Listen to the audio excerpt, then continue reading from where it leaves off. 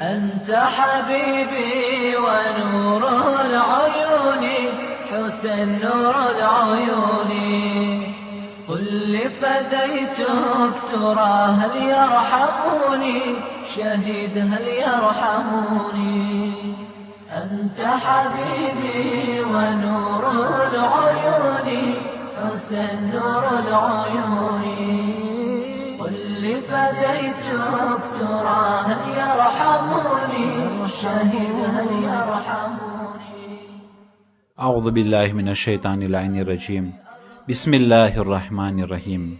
અઝીઝાને મુહતરમ, ઇમામે હુસૈન અલૈહિસ્સલામ આટલી મોટી કુરબાની આપી તેનો મકસદ શું હતો? ઇમામ હુસૈન અલૈહિસ્સલામનો મકસદ એ સર્વે નબીઓનો મકસદ તે જ હતો, સર્વે માસૂમોનો મકસદ તે જ હતો કે હકને કાયમ કરવું અને બાતિલને રદ કરવું અને બાતિલને સામનો કરવું. ઇમામે હુસૈન અલૈહિસ્સલામ કરબલાના મેદાનમાં એ મકસદ માટે જિહાદ કરી, કોશિશો કરી અને રાય ખુદા માટે જાન આપી. અને તે શહાદત બાદ આપણે જે આઝાદારી કરી રહ્યા છીએ, આઝાદારીનો મકસદ ઈ જ છે કે ઇમામે હુસૈન અલૈહિસ્સલામ સાથે રૂહાની રિશ્તો, સ્પિરિચ્યુઅલ રિશ્તો જારી કરવો. આઝાદારીનો મકસદ એ છે કે સહી રસ્તો ઇખ્તિયાર કરવા માટે કોશિશો કરવી. આઝાદારીનો મકસદ એ છે કે અમલી મેદાનમાં આગળ વધવું. આઝાદારી એ હુસૈન અલૈહિસ્સલામનો મકસદ ઈ છે કે અકીદાને મજબૂત કરવું. આઝાદારી એ હુસૈનનો મકસદ ઈ છે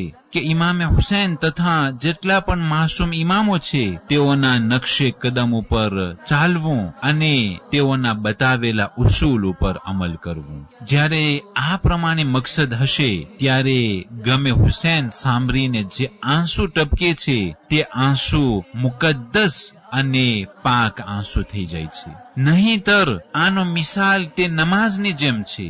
નમાઝ બહુ જ ઉત્તમ વસ્તુ છે. નમાઝ ધર્મનો થંભ છે. અગર જો નમાઝ કબૂલ થઈ તો સર્વે આમાલ કબૂલ થયા, પણ નમાઝ ગુનાહો ન કરવાથી રોકે છે. ઇન્ન સલાત તન્હા અનિલ ફહશાઈ વલ મુનકર, બેશક નમાઝ ખરાબી અને મુનકરથી રોકે છે. અગર જો કોઈ શખ્સ નમાઝ પઢે અને છતાં પણ તે મુનકર, ખરાબી અને ગુનાનું કામ કરે તો પછી નમાઝનો કઈ ફાયદો જ ન થયો અને નમાઝનો મકસદ પૂરો ન થયો. એ નમાઝો બારામાં પૈગંબર ઇસ્લામ હઝરત મુહમ્મદ મુસ્તફા સલ્લલ્લાહુ અલૈહિ વસલ્લમ ઇરશાદ ફરમાવ્યું, કમ મિન કાઇમિન, કે ઘણા એવા નમાઝ ગુજારો છે કે તે લોકોના નમાઝના પછવારે ઉઠ બેસ સિવાય, ઠાકોરો સિવાય બીજું કાંઈ તેઓને નહીં મળે. અને આયતોના અંદરમાં વૈલુલ લિલ મુસલ્લીન, એ અમુક નમાઝ ગુજારો ઉપર વૈલ અને લાનત છે કે જે લોકો નમાઝના મકસદોને પૂરા નથી કરતા. અલ્લઝીના હુમ ફી સલાતિહિમ સાહુન, અને તે મશહૂર આયતો કે જેના બારામાં મોમિનીની કિરામને જ્ઞાન છે. અગર જો નમાઝ એટલી ઉત્તમ વસ્તુ તેનો મકસદ પૂરો ન થાય તો ઉઠ બેસ સિવાય બીજું કાંઈ નહીં મળે. એ જ પ્રમાણે આઝાદારીએ હુસૈન કે જે મોટો મકસદ છે અને તે આંસુઓ અને છાતીને કૂટવી, અગર જો તેના પછવારે મકસદ પૂરો ન થતો હોય તો પછી કાંઈ ફાયદો નથી. પણ અગર જો મકસદ પૂરો થતો હોય તો તે આંસુ મુકદ્દસ આંસુ થઈ જશે અને તે માતમ બહુ જ મોટો મર્તબો વાળો થઈ જશે.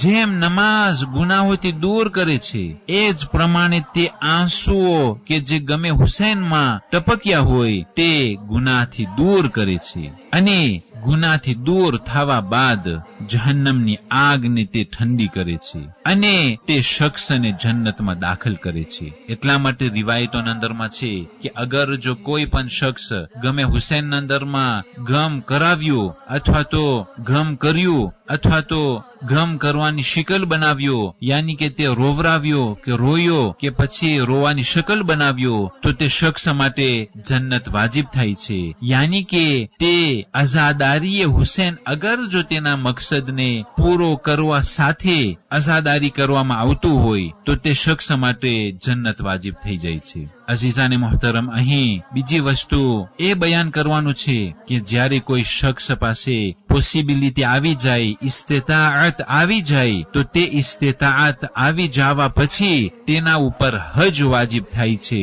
તો શું જે શખ્સ પાસે પોસિબિલિટી છે અને જેના ઉપર હજ વાજિબ થાય, તો શું તે શખ્સ હજમાં પહોંચી ગયો? હરગીઝ નહીં. એ હજમાં પહોંચી ગયો નથી, પણ હજમાં પહોંચવા માટે તે સગવડ કરવાની છે, પાસપોર્ટ બનાવવાનો છે, એના અંદરમાં વિઝા લગાડવાની છે, એના ઉપર ટિકિટ લઈ અને મુકદ્દસ જગ્યા સુધી પહોંચવાનું છે અને તેના ખર્ચાઓ ભરવાનું છે અને ત્યાં પહોંચી અને હજના અરકાન બજાવી લાવવાના છે. જ્યારે સર્વે અરકાન પૂરા થઈ જાય, એટલી તકલીફ ઉઠાવીને જ્યારે સર્વે અરકાન ખતમ થાય, ત્યારે તે શખ્સને હાજી કહેવામાં આવે છે. હજ વાજિબ થઈ જવું તે હાજીનો લકબ નહીં મળી જાય. એ જ પ્રમાણે અઝીઝાને મોહતરમ, જે લોકો આઝાદારી કરી એ લોકો માટે જન્નત વાજિબ થઈ જાય છે, પણ જન્નતમાં દાખલ થવો એક અલગ મસલો છે કે જેના માટે તનતોડ મહેનત કરી અને તે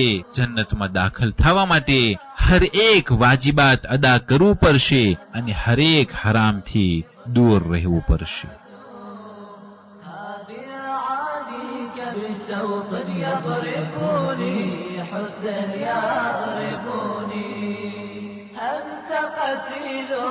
بأرض الغاضرية شهيد بالغاضرية قتلك